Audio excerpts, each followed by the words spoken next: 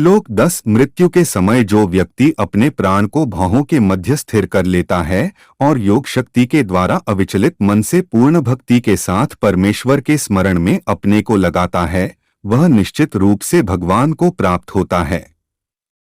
श्लोक 11 जो वेदों के ज्ञाता हैं, जो ओंकार का उच्चारण करते हैं और जो संन्यास आश्रम के बड़े बड़े मुनि हैं, वे ब्रह्मा में प्रवेश करते हैं। ऐसी सिद्धि की इच्छा करने वाले ब्रह्मचर्य व्रत का अभ्यास करते हैं। अब मैं तुम्हें वह विधि बताऊंगा जिससे कोई भी व्यक्ति मुक्ति लाभ कर सकता है। श्लोक 12 समस्त इंद्रिय क्रियाओं से विरक्ति को योग की स्थिति योग धारणा कहा जाता है। इंद्रियों के समस्त द्वारों को बंद करके तथा मन को हृदय में और प्राणवायु को सिर पर केंद्रित करके मनुष्य अपने को योग में स्थापित करता है। श्लोक 13 इस योगाभ्यास में स्थित होकर तथा अक्षरों के परम संयोग यानी ओंकार का उच्चारण करते हुए यदि कोई भगवान का चिंतन करता है और अपने शरीर का त्याग करता है तो वह निश्चित रूप से आध्यात्मिक लोकों को जाता है।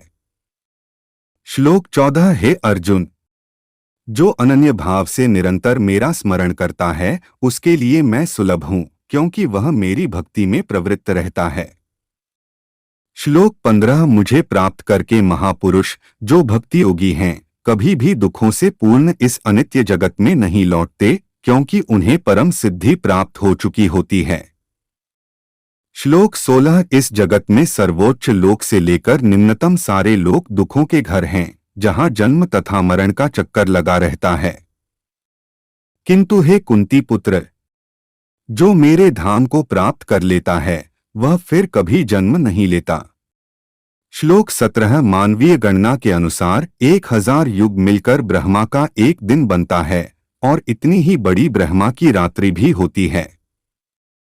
श्लोक 18 ब्रह्मा के दिन के शुभारंभ में सारे जीव अव्यक्त अवस्था से व्यक्त होते हैं और फिर जब रात्रि आती है तो वे पुनः अव्यक्त में विलीन हो जाते हैं।